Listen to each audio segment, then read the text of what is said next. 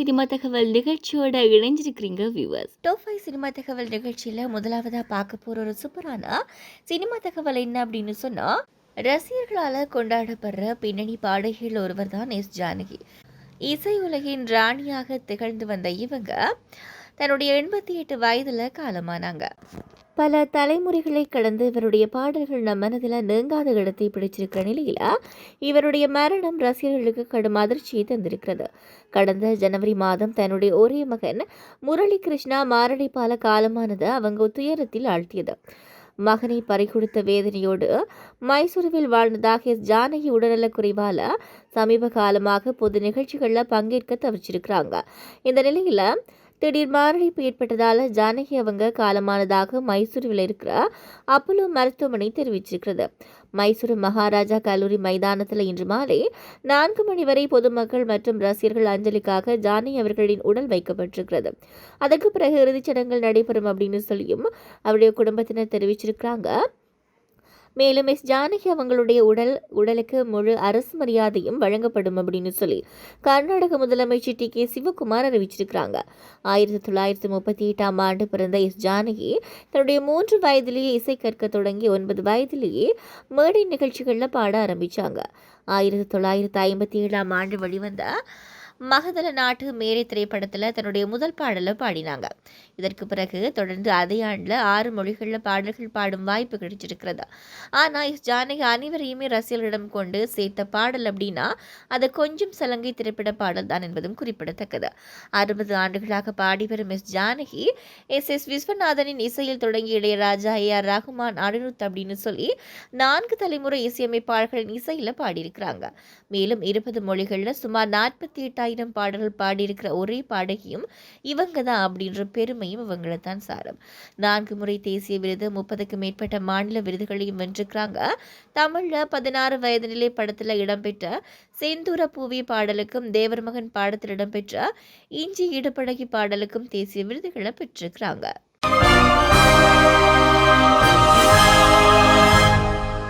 இசையமைப்பாளர் அனிருத்துக்கும் Sunrisers Hyderabad CEO Kavya மாறனுக்கும் திருமணம் அப்படின்ற செய்தி தொடர்ந்து இணையத்தில் உலா வந்தது.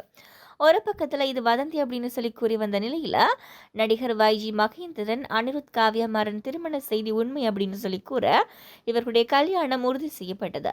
ஆனாலும் இதுவரை அனிருத் தரப்பிலிருந்தோ அல்லது காவ்யா மாறன் தரப்பிலிருந்தோ எந்த ஒரு அறிவிப்பும் வெளிவரவில்லை.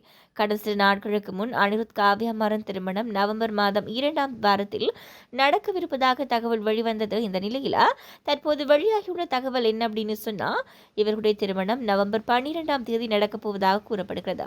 சீஷல்ஸ் தீவில் இந்த திருமணம் நடப்பதாகவும், நெருங்கிய உறவினர்கள், நண்பர்கள் மற்றும் திரைப்பிரபலங்கள் மட்டுமே இதில் கலந்து கொள்வாங்க அப்படின்னு சொல்லியும் தகவல்கள் தெரிவிக்கிறது.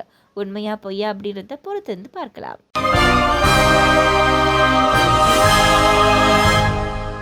சமந்தா இந்திய அளவில் பிரபலமான நடிகையாக வலம் வருவாங்க. இவங்க நடிப்பில் சமீபத்தில் வெளிவந்த திரைப்படம் மா இண்டி பங்காரம். இந்த படம் தமிழில் எங்கள் தங்கம் அப்படின்ற தலைப்பில் வெளியானது. கடந்த ஜூன் மாதம் வெளியான இந்த படம் ரசிகர்களுடைய அமோக வரவேற்பை பெற்றது. இந்த நிலையில் இதுவரை பாக்ஸ் ஆபீஸில் இப்படம் 100 கோடி வசூல் செய்து சாதனை படைத்திருக்கிறது. இதனை சமந்தா தன்னுடைய சமூக வலைத்தள பக்கத்தில் அதிகாரப்பூர்வமாக அறிவிச்சிருக்கிறாங்க. இந்த நிலையில் படத்தினுடைய ரிலீஸுக்கு முன்பு பி சென்டர் தியேட்டர் ஓனர் ஒருவரிடம் தோழியை பேச வச்சாராம் சமந்தா. படத்துக்கு ஓப்பனிங் எப்படி இருக்கும் அப்படின்னு சொல்லி கேட்பறதுக்கு, ஹீரோயின் படத்தை பார்க்க யார் வருவாங்க, அது பெரிய ஹீரோ படம் அப்படின்னா பரவாயில்ல, அவர் கவர்ச்சி தான் மக்களுக்கு தெரியும், ஆனா அவர் படம் நடித்தால் யார் வருவாங்க அப்படின்னு சொல்லி கூறினாராம். அவர் பேசுவதை சமந்தாவும் கேட்டுக்கொண்டிருந்தாராம்.